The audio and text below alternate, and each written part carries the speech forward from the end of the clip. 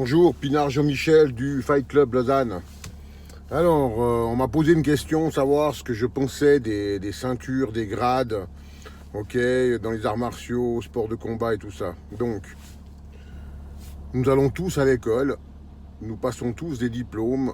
Ces diplômes permettent de se projeter dans l'avenir, ok, et d'avoir une certaine reconnaissance sur le travail effectué, ok. En ce qui concerne les arts martiaux, c'est la même chose. Ok, les arts martiaux, c'est des écoles, on apprend quelque chose. Ok, et puis le fait de passer des ceintures, ça amène une certaine reconnaissance. Ok, voilà, tout simplement. Donc, pour certains, ça a peu d'importance, mais pour d'autres, ça en a, parce que voilà, y a des gens passionnés qui apprennent un style et puis qui aimeraient commencer et arriver au bout de ce style. Quoi qu'on n'arrive jamais au bout, on est toujours dans l'apprentissage de la connaissance. Ok. Et puis aussi, c'est quand même un plus sérieux quand vous avez suivi un grand maître et puis que vous avez passé vos ceintures noires et tout, il y a quand même une certaine fierté à la base. Et puis le jour où vous voulez le quitter, vous avez son aval et vous pouvez faire reconnaître ses valeurs, ok, son enseignement, ok, et la direction des cours que vous avez appris lors de votre apprentissage au sein de cette école. Voilà. Et puis, ça permet aussi, par exemple, en Suisse, c'est pas comme ça, mais en France, c'est vrai que maintenant, pour donner des cours, il y a des brevets à passer. Le DIF, par exemple, sans ce brevet, vous pouvez pas passer ça. Alors, je sais pas s'il faut la reconnaissance d'un prof par l'intermédiaire d'un club. Il faut vous inscrire dans une fédération. Après, afin de trouver une salle, il y a des demandes à faire. Enfin, c'est très compliqué en France, plus qu'en Suisse. Ok ? En Suisse, pour vous dire qu'il n'y a pas besoin de tout ça. Vous n'avez pas envie de faire partie d'une fédération, vous n'en faites pas partie, il n'y a pas de souci. Vous voulez quitter votre prof un jour, vous arrivez à la ceinture noire, ceinture marron, et puis vous vous dites, maintenant, voilà, je commence à tourner en rond, j'en ai marre et tout, j'ai envie de donner des cours. Vous n'avez pas besoin d'avoir l'aval de votre prof, ok ? Vous le quittez, voilà, vous résiliez votre contrat, vous le quittez, vous trouvez une salle, ok, vous vous inscrivez, alors c'est pas obligatoire, mais au registre du commerce, ok, et puis vous ouvrez votre club, tout simplement. Et puis la qualité ou la non-qualité de vos cours va faire le sérieux de ce que vous allez apprendre aux gens. Voilà, tout simplement. Voilà. Voilà ce que je pense en gros des ceintures, ok. Donc c'est un plus, il faut les faire, c'est une reconnaissance, ça permet à moyen ou à long terme de se projeter, ok, de passer le level 1, level 2, level 3, comme ceux qui jouent aux jeux vidéo et tout ça. Une fois qu'on a gagné, on monte un cran. Ça permet aussi dans une salle d'avoir une certaine hiérarchie. Il y a des gens qui se projettent dans d'autres élèves dans la salle. On est toujours fan de quelqu'un, je ne dis pas que tout le monde le fait, mais ça permet de vous projeter. Ok, c'est comme quand vous avez dans une salle un grand champion qui gagne beaucoup de combats, les gens vont lui demander conseil, il sert un peu de l'entraîneur, du grand frère, et puis ça permet aussi d'avoir un noyau solide dans une salle. Voilà. Au jour d'aujourd'hui, à l'époque, on mettait à peu près, je dirais, entre 6 et 10 ans pour passer à la ceinture noire. Ok. Au jour d'aujourd'hui, effectivement, la plupart des gens travaillent, ont des responsabilités familiales, ok. Et puis d'autres occupations, voilà, et de trouver une certaine régularité dans un club. Aujourd'hui, c'est pas forcément évident, et puis pas tout le monde est motivé à aller entre 3 fois et 4 fois par semaine, s'entraîner à côté, voilà. Il y a des passionnés, il reste toujours des gens, quand ils commencent quelque chose, ils le terminent, ok. Il y a des gens qui prennent le temps de s'entraîner ailleurs, on peut avoir une passion, la développer, on est d'accord. Donc ça, il n'y a aucun souci, ok. Après, où je suis un peu mitigé sur la valeur des ceintures. Alors effectivement, quand vous ouvrez un club, vos ceintures sont pas reconnues. En tout cas, chez nous en Suisse, ok, les ceintures que vous faites passer, pour autant que vous ne faites pas partie d'une fédération, ok, vos ceintures, elles passent au sérieux du prof. Voilà, c'est à vous de faire un programme pédagogique, psychologique, méthodologique ou peu importe, ok, qui permette à l'élève de progresser, de se projeter et puis de passer des ceintures. Et surtout de garder un certain sérieux et une ligne de conduite, ok. Chez nous en Suisse, comme j'ai dit, tu peux t'engueuler avec ton prof, puis dire j'en ai marre de le représenter et tout, nanana, voilà, j'ouvre ma salle, ok. Alors tu trouves un local, ok, tu payes 3 mois de loyer d'avance chez un bailleur, ok, dans une gérance immobilière, pardon. Voilà, et puis par la suite, après, tu n'es même pas obligé de t'inscrire au juge du commerce. Hein, soit faire une SA, une SARL ou une société à but non lucratif, ou bien comme moi j'ai le plus simple des trucs, c'est j'ai un statut d'indépendant, mais raison individuelle, voilà, tout simplement. Après, bah effectivement, tu vas gagner peut-être de l'argent, c'est très dur de gagner sa vie avec ça, tu vas gagner de l'argent, mais par contre, il faut le déclarer, passer un revenu, voilà, simplement. Et puis, ben, quand les gens signent de contrats, font des quittances et tout, à un moment donné, il y a des traces, et il faut déclarer ça, c'est important. Par la suite, tu veux faire reconnaître tes ceintures, parce que quand les gens partent d'un club, il leur faut un passeport, ok, qui permet de suivre la personne dans toutes les étapes qu'il a franchies jusqu'à là, telle et telle ceinture, ok. Tu fais partie d'une fédération, tu rentres dans une fédération, dans une structure, ok. Ça dépend de l'art martial ou le sport de combat que tu fais, tu vas faire des combats, tu sors des résultats, et tu as un passeport où quasiment tout est noté, tes stages, tes entraînements, tes compétitions, peu importe. Voilà, tu payes tes cotisations au sein du club, à la fédé, et puis ça te permet d'être reconnu. Le jour que tu veux changer de club, tu prends ton passeport, tu fais reconnaître et tout. Quand tu fais pas partie d'une fédération, t'as beau être ceinture noire dans un club, quand tu vas dans un autre club, c'est ou la réputation du prof, ou voilà quoi. Mais elle n'est pas reconnue. Maintenant en France, j'ai remarqué ces dernières années, voilà, on est deuxième dan, alors il y a les dan du club, comme Franck faisait l'AFR. Franchement, l'AFR, c'était quand tu l'as passé, c'est la fin de ta vie.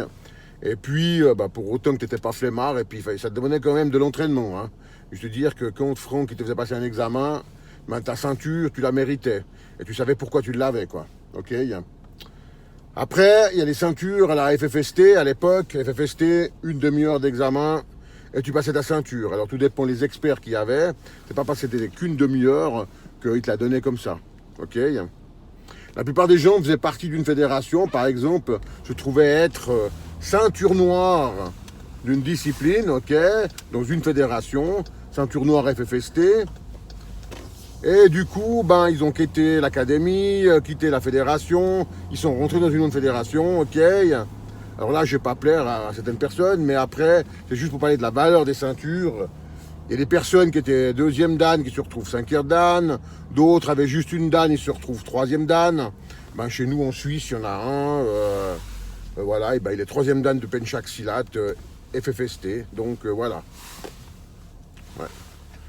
Voilà, je ne mets pas en considération son passage d'examen et tout, mais voilà, il suffit simplement d'avoir des amis au jour d'aujourd'hui, de dire, écoute, moi j'amène un apport de tant d'élèves à la fédération, mais par contre, j'aimerais faire passer ma ceinture, voilà, ou à égalité ce que vous pouvez me donner, quoi, voilà, ou pas. On voit maintenant que la valeur des ceintures ne veut plus rien dire, quoi. Juste pour vous dire que moi, quand j'ai quitté Charles Jousseau, j'étais première dan chez Charles Jousseau de Penchak Silat. Et à l'époque, en Suisse, je n'ai parti d'aucune fédération. J'étais rentré dans une fédération qui s'appelait la World Jiu-Jitsu, ok, où il y avait des experts de tout style. Donc c'était une fois par année. Donc la plupart des pratiquants d'arts martiaux se retrouvaient. Et puis, les élèves tournaient 1 heure avec tout le monde. Alors on allait en karaté, en judo, en aikido, en brésiliane, peu importe. Pendant la journée, tout le monde tournait avec tout le monde. Ok.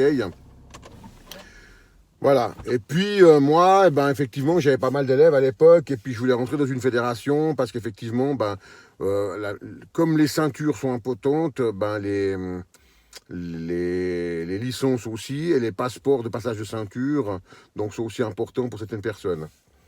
Et puis à l'époque, le Penchak Silat en Suisse, comme moi j'étais chez Charles Jousseau, était pas vraiment, ça n'existait pas, quoi. Je crois que j'étais un des premiers aussi un qui représentait Franck, et qui est troisième dan AFR de Penchak Silat, ok, il s'appelle Rouvines. Et lui, c'est une tuerie, ce mec-là, ok. Donc franchement, j'ai jamais vu une personne comme ça. Et puis, rien que pour vous dire qu'à l'époque aussi, c'est moi qui il était plus jeune que moi. Et c'est moi qui lui ai demandé la permission à Rouvinès, troisième dan, savoir si j'avais le droit ou si ça ne le gênait pas que j'ouvre une école à Lausanne. Donc, juste pour dire, j'ai une petite aparté, ok? Respect. Moi, je suis quelqu'un de respectueux. Donc, je ne mets pas des barrières entre les gens. Je ne bouscule pas des coudes et tout. Contrairement à ce qu'on peut croire. Je suis très respectueux des gens. Mais voilà, je m'aperçois qu'au jour d'aujourd'hui, la valeur des ceintures, franchement, ça ne veut plus rien dire, quoi. Moi, je vois, par exemple, en kickboxing, des gens qui viennent dans mon club. Alors, je suis aucunement un club de champions.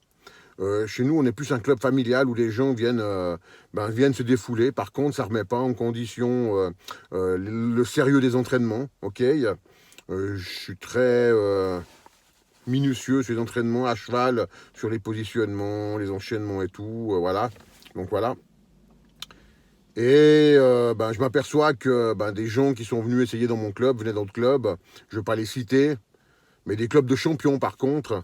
Et les mecs ne savaient pas mettre un gauche-droite, un low kick, un coup de coude, ou franchement faire un enchaînement sur 5 coups. Et les mecs, ils vont dans un club, ils s'entraînent 3 par semaine, et puis ils viennent chez toi, ils savent pas faire un enchaînement, ils croisent les jambes quand ils se déplacent, ils expirent pas les coups. Ouais, c'est catastrophique. Catastrophique. Voilà. Moi, je suis loin d'être le meilleur des meilleurs. Il y en a tant mieux pour ceux qui sont meilleurs que moi. Pour vous dire aussi que j'ai formé quelques combattants quand même. Donc, dont un dernièrement que j'ai formé 3 combats, 3 victoires en amateur. Franchement bien, c'était un bon, j'appelle ça un bon dégrebage. Ok, donc voilà. Et les gens qu'il a eu en face de lui venaient de clubs de champions. Que moi, voilà. Venaient de clubs de champions. Ok. Franchement, il suffit pas seulement de s'entraîner sous l'effigie ou sous le label d'une personne pour être bon. Hein. Il faut s'entraîner tout simplement, quoi. Voilà, c'est tout ce que j'ai à dire. Voilà, simplement, quoi. Donc, voilà. Donc, la valeur des ceintures, pour moi, c'est franchement... alors, on vous dira toujours, ouais, la ceinture, c'est juste fait pour tenir le pantalon, mais voilà. Ceux qui disent ça sont souvent des gros flemmards qui n'ont pas envie de passer les ceintures, et puis qui diront, ben voilà, moi, je m'en rien à foutre, je tape le coquillard des ceintures, et puis voilà, quoi. Mais pour certains, c'est une certaine valeur, une reconnaissance. Il y a encore des gens qui ont des valeurs au jour d'aujourd'hui, qui veulent passer des ceintures, qui sont assidus dans tout ce qu'ils font dans la vie d'aujourd'hui. Donc, qui suivent un maître, une ligne de conduite. Et puis pour eux, c'est important parce que peut-être un jour, ils voudront ouvrir une école. Et puis voilà, quoi. Et le fait d'avoir des ceintures, d'afficher ceintures. Chez moi, par exemple, j'ai des ceintures, ok. Vous venez chez moi, il n'y a aucun diplôme d'affiché de photo contre le mur. Je suis quelqu'un, moi, je suis fan de personne. Ok. Toutes ces photos hypocrites qu'on peut faire. Ah, j'ai fait une photo avec un tel, j'ai fait une photo avec un tel. Pour moi, ce sont toutes des photos hypocrites, mais hypocrites. Ok, donc voilà quoi. Mais ça tient mon point de vue. Je dis pas qu'elles le sont toutes, mais la plupart du temps, c'est voilà. Bien, on sourit sur la photo, puis après, voilà. Je suis désolé de la vulgarité du geste, mais c'est ça en gros. Donc, voilà quoi. Et puis, franchement, je me suis entraîné avec tel un tel, j'ai fait les pads. Alors j'ai fait 5 minutes de pattes avec le champion du monde là qui m'a demandé juste de chauffer dans la salle. J'ai rencontré tel un tel dans les vestiaires. Il m'a demandé de faire du pad. Allez, à gauche, droite, gauche, droite, gauche, droite. Ah, j'ai entraîné tel un tel. Ouais, franchement, ouais, c'est bon, c'est bon, c'est bon, franchement, quoi. Voilà quoi. Ok, voilà. Faites votre passion, puis on a quoi à foutre d'avoir fait une photo avec tel un tel. Qu'est-ce qui va donner en plus une valeur à votre entraînement dû par le fait d'avoir fait une photo avec Tyson, une photo avec tel un tel, une photo avec tel un tel. Ah ouais, il a rencontré Tyson, ouais, c'est quelqu'un de sérieux. Il a rencontré tel un tel, c'est quelqu'un de sérieux. Ouais, bref, ouais, voilà quoi. Ok. Ça c'est juste une petite aparté parce que franchement, il y a une guerre qui se fait dernièrement sur le net où il faut prouver où on a été pissé, on a été chié, qu'est-ce qu'on a fait. Ah, c'est vraiment un travail de détective. Alors on va décortiquer la vie de quelqu'un pour prouver que non, effectivement, il n'est pas né à cette heure-là. Comment ça se fait qu'il aurait pu naître à cette heure-là s'il a fait ça? Comment ça se fait qu'il aurait pu faire signer ça quand l'autre était ça? Comment ça se fait que c'est pas normal qu'il n'ait pas fait, il s'est fait remettre un diplôme, mais il n'a pas fait la photo avec tel un tel? Ouais, bon, c'est bon. On s'en tape le coquillard, quoi. Pour moi, il y a beaucoup de gens qui n'ont pas de ceinture, ok, qui n'ont pas de diplôme, ça arrive. Des gens qui n'ont pas de ceinture, pas de diplôme, rien du tout, ok, qui ont passé des modules, ils valent ce qu'ils valent, et des fois qu'ils ont un sérieux dans leur cours, mais où ils sont irréprochables. Irréprochables. Donc voilà quoi. Ceci dit, c'était mon point de vue sur les ceintures. Voilà, peut-être que je me suis un peu éparpillé un peu partout. J'ai encore besoin de structurer et pas de m'éparpiller quand je parle d'un sujet en vidéo. L'apprentissage, oui, voilà quoi. Donc voilà. Ceci dit, les amis, je vous souhaite de bonnes fêtes de fin d'année avec ce Covid, cette nouvelle souche de Covid qui apparaît. On n'est vraiment pas sorti de la merde là. Franchement, on n'est pas sorti de la merde. Les clubs, les restaurants, tout le monde, voilà. Donc moi, je pense que plutôt que de décortiquer la vie de quelqu'un, balaye devant ta porte au jour d'aujourd'hui. Fait que ton club tourne, fait que tu n'as pas besoin de rembourser les élèves, fait que tu te concentres ton énergie sur autre chose qu'à critiquer les gens. Et je pense que tu vas gagner en valeur que d'aller chier sur la tête des gens parce que oh mais ils n'ont pas fait le diplôme. Enfin voilà. Ok. Bon les amis, voilà. Portez-vous bien. Merci.